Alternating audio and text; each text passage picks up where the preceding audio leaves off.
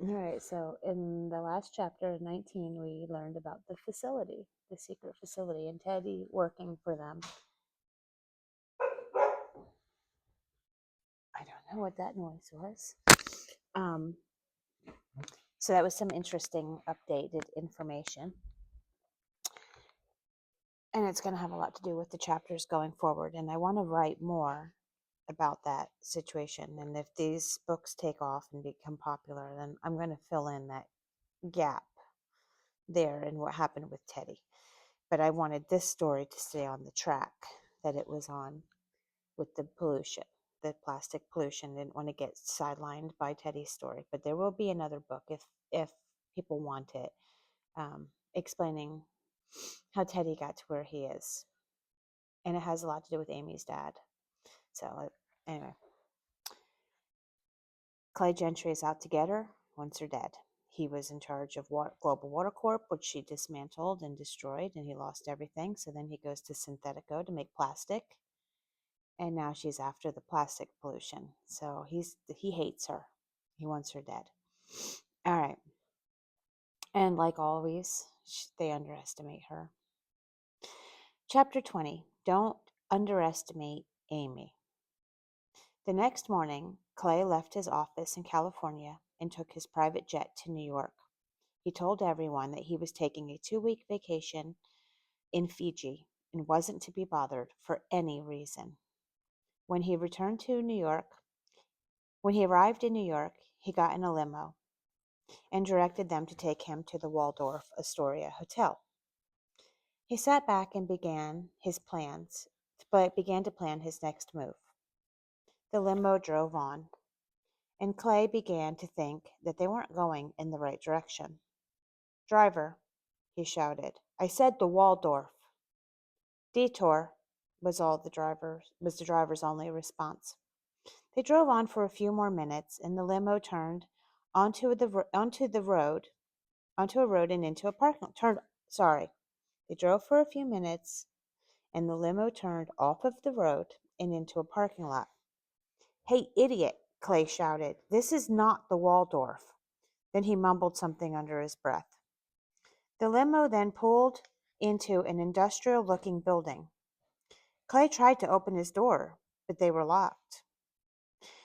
"What the hell is going on here?" he demanded.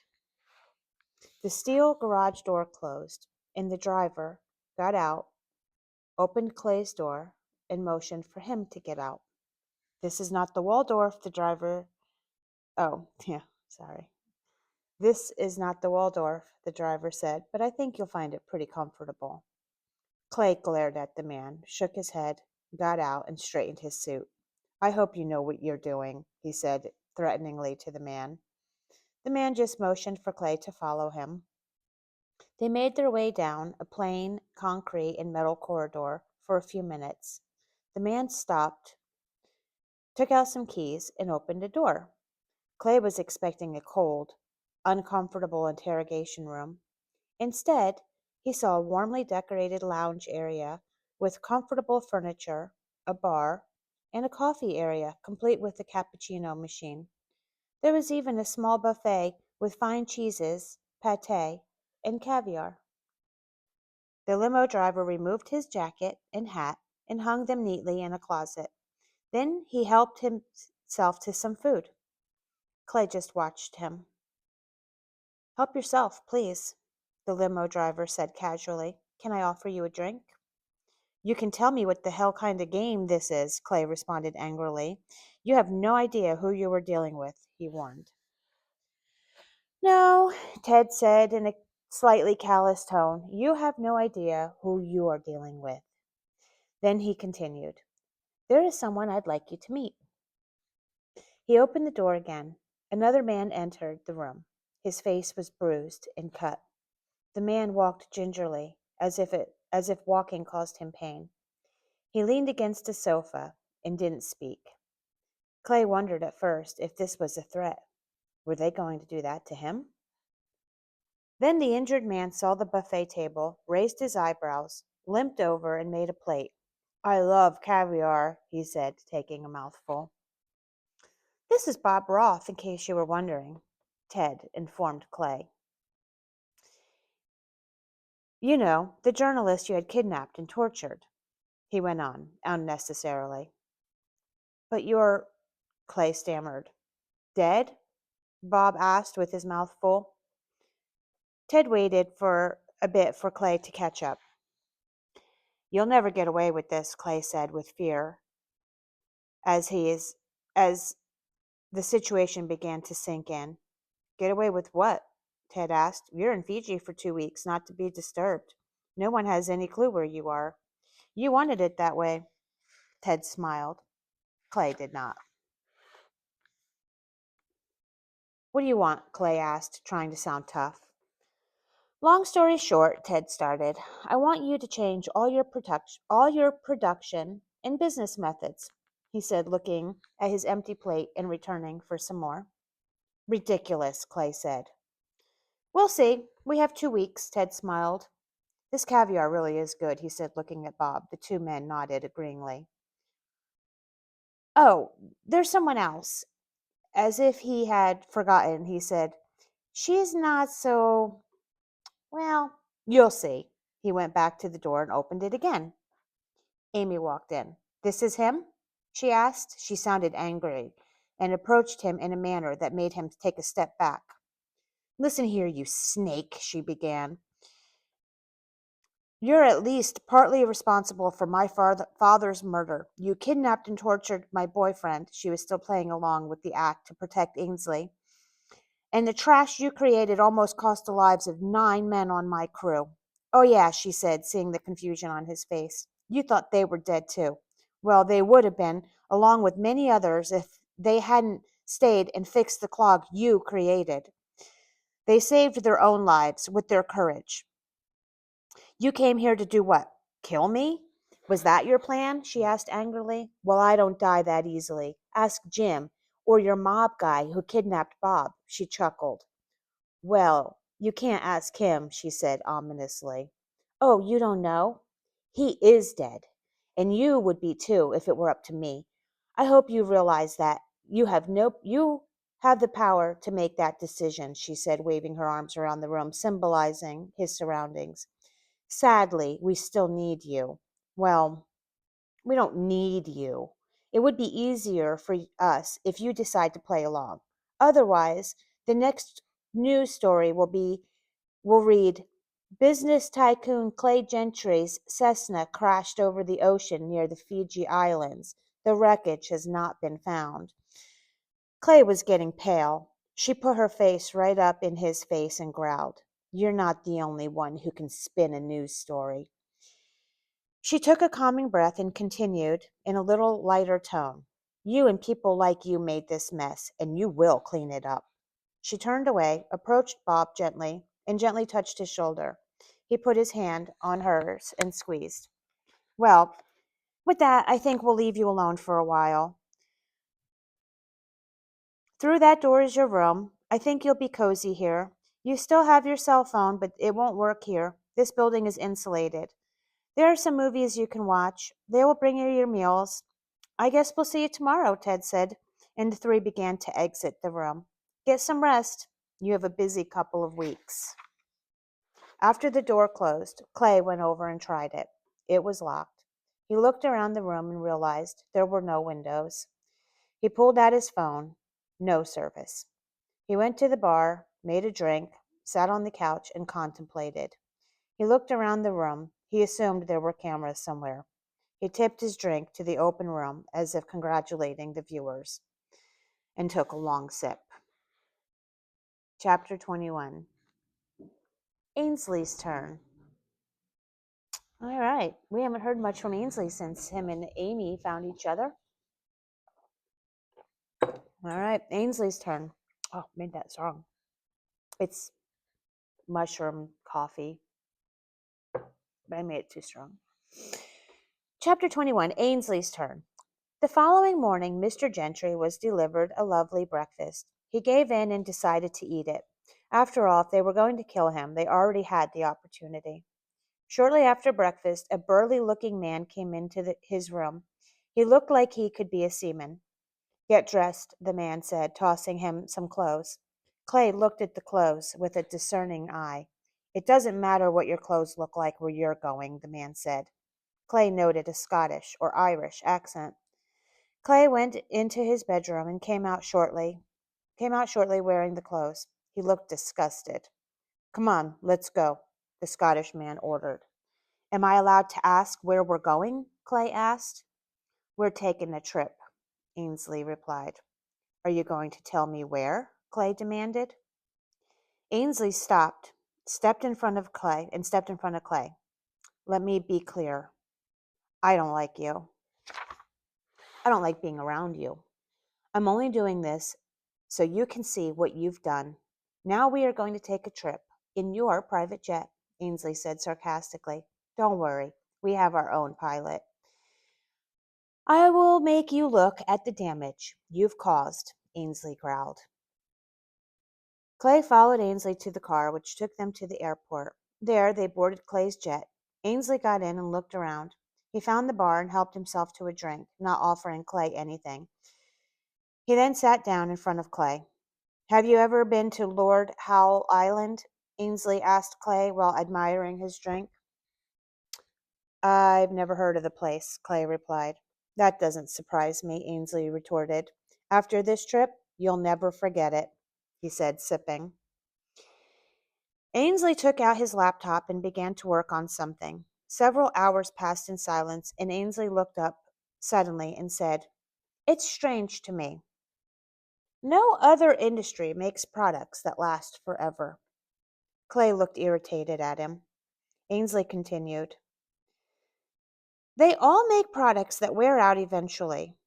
They make money that way. The product wears out, and the consumer has to buy another. Everyone does it that way, except the plastic makers, he went on, pondering out loud. Everyone else makes long-term products that last a short time. Well, you make short-term products that last a long time, he said, and shrugged. Strange. He went back to his work. Clay continued to stare at him. Eventually, they reached an airport, landed, and they took a car to a boat. It wasn't at all what Clay was used to. Finally, they reached the island. A team of biologists and environmentalists on the island greeted them. Ainsley explained to Clay that they were working to help the shearwater chicks. They joined the scientists in catching the chicks and gently flushing out their stomachs, causing the contents of their stomachs to pour out into a pan. Clay was shocked when he saw what came out. Lighters, bottle caps, safety rings like the kind you see on milk bottles, and hundreds more little pieces of plastic that were harder to identify. How did that get in the bird? He asked a young female biologist, avoiding talking to Ainsley. She explained that the chick's parents don't know the difference between food and trash. They see something floating, they pick it up, and they take it to their babies. Clay glanced at Ainsley, who wasn't paying attention to him. He was focused on helping another chick. Come on, Ainsley told him. They went to a makeshift lab on the island. There, Clay was witness to a baby chick that had died. They had cut it open and scooped out the contents of his stomach. Dozens of pieces of plastic came out. But what shocked the biologist was one particularly large, hard, sharp piece of plastic. The young biologist took a breath and took a deep, shuddering breath. I can't imagine the terrible pain this little baby was in before it died, she said, wiping her forehead and then turning away from the men so they wouldn't see her tears. They saw it anyway. Ainsley went over and put his hand on her shoulder to comfort her. They left the lab and made their way back to the boat. The engine was started and there was no conversation. Clay wanted to be angry, but he felt embarrassed. He had no idea this was happening. While the boat was returning to the mainland, they spotted something on the water surface and went over to see what it was. It was a loggerhead sea turtle. Clay was shocked at the size of the creature. He had never seen one before. Then he heard the crew talking frantically. It was in trouble. It was floundering at the surface of the water. The turtle was injured. No, maybe it was sick.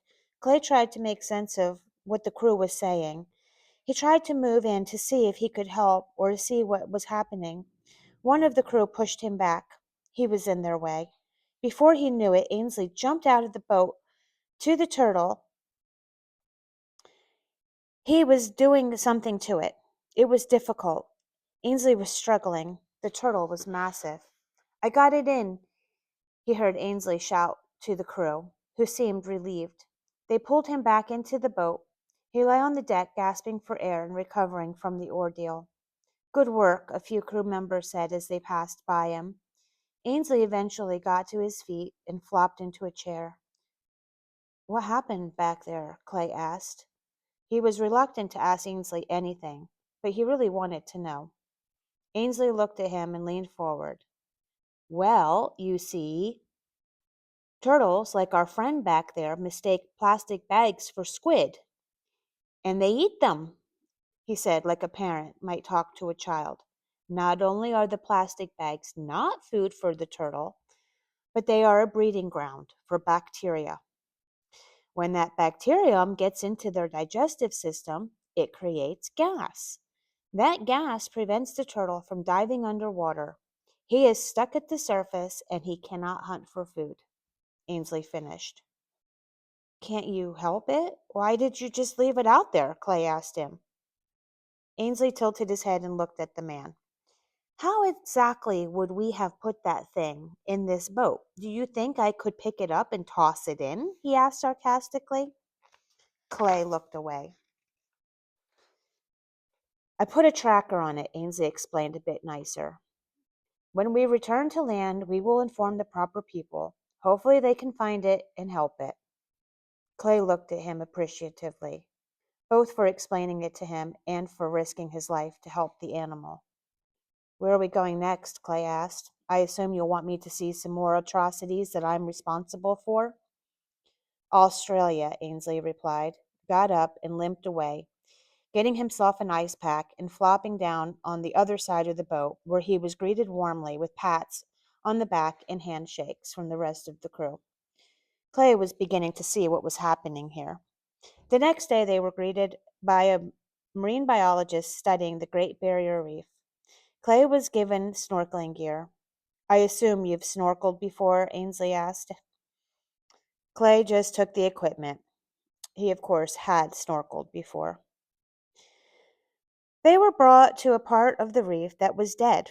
It was an immense area that stretched for miles. They took some samples and collected some plastic trash floating in the small area as well. Back at the lab, they tested the plastic samples. They were looking for bacteria. The samples tested positive. They were carrying a bacterium that was deadly to coral. The biologist explained to Clay that it becomes porous when the plastic breaks down in salt water. Add sunlight, and it's a perfect breeding ground for deadly bacteria to grow. When the bacteria comes in contact with the coral, it causes the coral to die. What are you doing to stop it? Clay asked her. That's the problem, she replied. We're studying the problem, but we don't have a solution yet. Clay continued to discuss that and other issues with the scientists while Ainsley stepped out to take a call. They found the loggerhead, he told Clay. Clay looked confused, so Ainsley explained. The sea turtle, he said, and rolled his eyes. Clay was a business mogul. He had worked his way up from nothing, building a fortune, losing it, and then building it again. He didn't like feeling out of his depth. He felt stupid and naive. He felt guilty and embarrassed. He guessed that was the whole point, to make him feel stupid. A little piece of him had to admit that it was working. Clay said in the jet, I know what you're doing. You're trying to destroy me. Well, in my defense, Ainsley responded, you are trying to destroy every living thing on the planet. I'm just trying to run a business, Clay argued. That way of thinking has to end. Capitalism can't be an excuse for global destruction, Ainsley snapped back. Clay sat back and looked out the window. I'm not a monster, he said to the window. Prove it, Ainsley replied. What's your game, huh? Clay asked him angrily. Are you hoping to show me a scientist crying over a dead bird and I'm just going to change my ways, completely change the way everything is done? Is that what you want? Clay asked. Nope, Ainsley replied brusquely. That's what the rest want. I'm hoping you pick door number 2, the one that ends with you dying a slow and painful death. Why do you hate me so much? Clay asked. Because I've spent my life trying to fix the damage people like you have caused, he shouted. And I'm losing, he said sadly. We can't win. People like me can't win against people like you. You don't care. You don't give a rat's ass that you're killing the rest of us, he shouted again. You ask me, what's my game? There is no game. This isn't a game. Everything to you is a game. Not to me. Not to the people out here fighting to save the ocean, to save all of the life in it. He shook his head. Why do I hate you? You'll see. We have 8 more days, he said, and walked away. Clay felt his face get red and hot. In his world, people look up to him. They fear him. They don't hate him. Even if they did, they wouldn't tell him. He couldn't remember the last time anyone raised their voice at him. He wanted desperately to go back to his world. Was it really that bad? It can't be, he assured himself. Next chapter, chapter 22. It's that bad.